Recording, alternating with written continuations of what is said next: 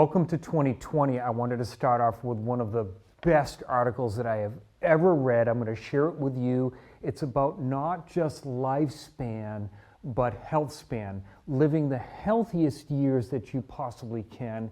And in this study coming out of the British Medical Journal in January of 2020, it's going to show that if you do these healthy lifestyle behaviors, you not only increase the length of your life, but this one is focusing on the quality of life, living disease-free years, specifically free of cardiovascular heart disease, free of diabetes, and free of cancer.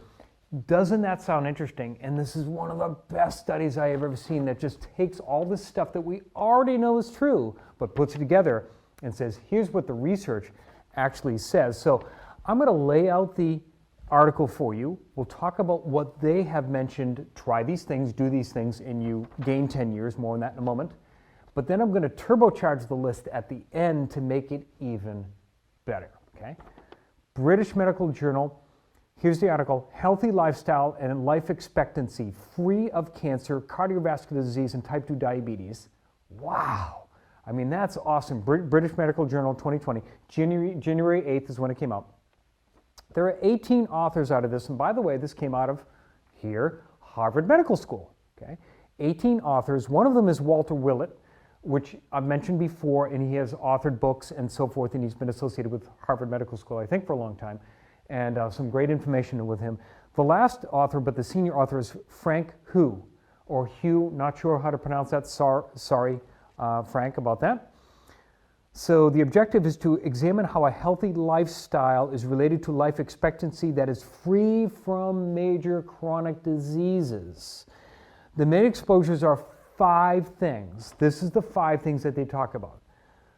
Never smoking, low body weight, regular exercise, low alcohol intake, and high quality diet. And we'll break those down a little bit as we move along here. Following those 5 things, you do the following. The main outcome that they're looking for is life expectancy free of diabetes, cardiovascular disease, and cancer. I mean, that's huge. That's a good, like, 2/3 of the reasons for adult deaths.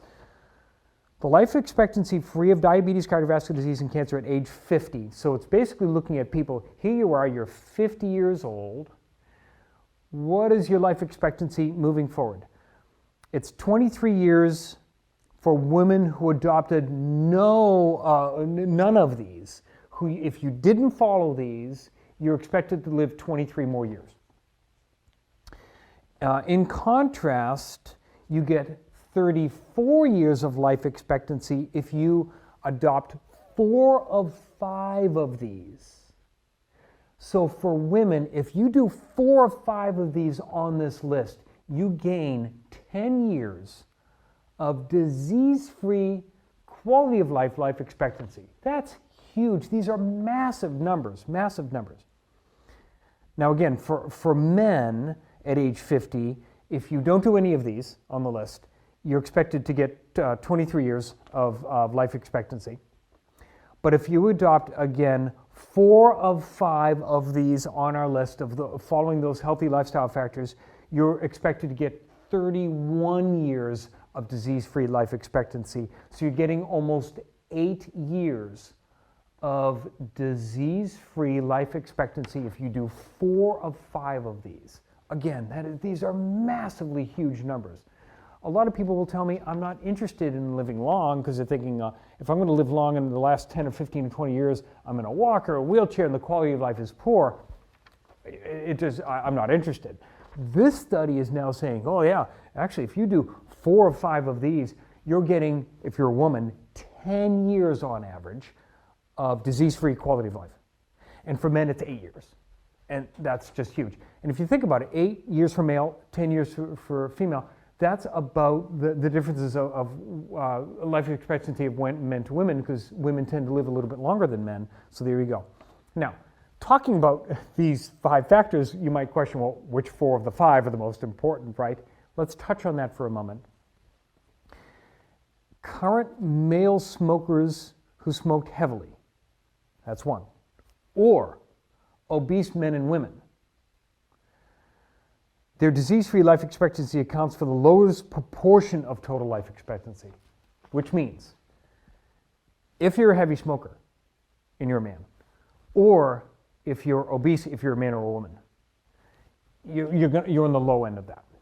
Okay, so the outcomes are the worst for that. So kind of looking at, you can't skip out on the smoking one, and you can't skip out on the obese one. Those are like the two most important ones on the list. I actually like to shorten the list too. So we're talking about 5 things. Now remember that one of them is exercise and one of them is a healthy diet. One of them is low body weight, low body mass index, if you will. Those are the details. I just made it a little easier over here for you. But actually, if you are doing these things and you're eating healthy and you're getting regular exercise, typically, with rare exceptions, typically you can have a low body weight index. So you can almost actually knock this list into 4, if you will, into 4. Okay, so that's out of the study. Now I'm going to move on to comments. And this is from Carey Golberg. Carey Golberg runs the Commonhealth section on WBUR.org, our local NPR station here in Boston, one of the local stations here. So she made a comment on January 9th. So right afterwards she did this, and I heard her piece on NPR. Thank you very much for that, Carey. And that alerted me to this study, so I went and chased it down. She did a great article here. Let me summarize. Her title of her article on her Commonhealth section was Healthy Lifestyle Linked to an Extra Decade Free of Chronic Disease, Harvard Study Finds. Don't feel bad if you have less than perfect record on these pillars of a healthy lifestyle. Don't shortchange yourself. Again, not smoking, limiting alcohol, exercise 30 minutes a day, maintaining a healthy weight, and then having a healthy diet. So she's, again, summarizing those 5 things on our list here. Because she said in the new study, only 3% of people in this study, and by the way, this was 70,000 women and 40,000 men enrolled in major studies. So they're extracting information from major studies. These are, again, big numbers of people studied. Only 3% of the 70,000 women, 40,000 men followed all 5. A higher proportion of people followed 4 of 5. More on that in a moment. The benefits add up, Dr. Who says, so each individual behavior brings more of them, even if you fall short of getting all of them. It's well known that these healthy behaviors are linked to a longer life, but the new study now looks at quality of life, with disease-free years, having no heart disease, no type 2 diabetes, and no cancer. It's just such a beautiful thing. She actually had a conversation with Professor Who said, what is the take-home message? A healthy lifestyle not only improves overall life expectancy, he says, but also disease-free life expectancy. We found that people who practice these healthy lifestyle habits lived much longer and also lived more years with chronic disease-free compared to those who did not practice any of them. We found that women got the 10 years and men got 8 years. Unfortunately, not many people in the general public practice all 5 lifestyle habits, he says. But the good news is that the benefits of lifestyle habits are addictive.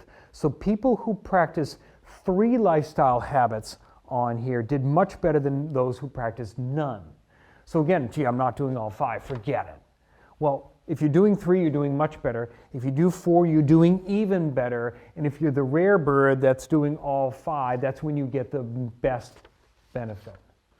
Well, let me take a minute to take this list and give it just a little more energy. Well, how can we go even further with that? Because, okay, we're looking at people that are living now 70, 80 years on average, but what if we make it to 90? How do we make it even more assurance that we're going to live disease-free, healthy lifestyle and have the quality of life that we're looking for? Let's take this list, let's shorten it down. No smoking, limited to no alcohol. I'm going to say that. So when you hear a little bit of alcohol, what is that? Again, the studies say it's 1 drink per day for women, 2 drinks per day for men. In my opinion, you want to have several alcohol-free days every week, month, year, whatever it is. So I don't think it should be every day. So I think you should have several days that are alcohol-free. You want a healthy diet, as healthy as you possibly can. We talked about that in other shows, and get healthy exercise. Let's limit the body weight index for right now. So, because if you do these things, you tend to not be in the obese category. So you've got those 4. Let's add 4 more. So now we're going to have a list of 8 things that you can do to make it even better. I don't have the research on this, I don't have the data, but boy, it makes sense. The next thing on our list would be taking care of your spine and nervous system, which includes chiropractic, taking care of your spine, spinal care, we'll call it, spinal care. So if you take care of spinal care, why is that important? Because as I've mentioned before, 1 of 2 adults in the United States has chronic pain, and the number 1 body area of chronic pain is the lower back. If you take better care of your spine, you're going to have a better quality of life. Hopefully you won't be one of those statistics. Take care of your spine, do the daily stuff that we've talked about here for decades. Consider going to a chiropractor for ongoing wellness care to take good care of your spine, just like you'd go to a dentist. Spinal care, nervous system care, which also actually preserve your brain. We know the studies that a better spine improves blood flow and glucose metabolism of the brain, which means that when you're taking care of your spine, you're taking care of your brain. Very important thing. Next, stress. Not addressed in this study, just hugely important. How many people have the chronic drip of chronic stress? So many of us, right? So it needs to be addressed. And if we start addressing that, I'm going to be talking about that in a show coming up very, very soon. I'm going to just open this up and really have some great strategies for you on dealing with chronic stress. Of course, sleep is the next one. Multiple studies have said if we're getting good quality rest regularly, you definitely have a better functioning brain, cardiovascular system, nervous system, gastrointestinal system, and so on and so forth. Just that good quality sleep is completely important. And the last one on our list to make this even better, to have a better quality of life and more chronic disease-free years, is regular and enough water. Regular and enough water. Rough estimate in my office when people come in, probably a good snapshot of the typical person, 80% of people are chronically dehydrated. We're having too many caffeinated beverages and just simply not enough pure, clean water. There's our list. Unbelievable study to start off 2020. Follow these lifestyle habits. I wish us all well. I'm Dr. Scott Fuller.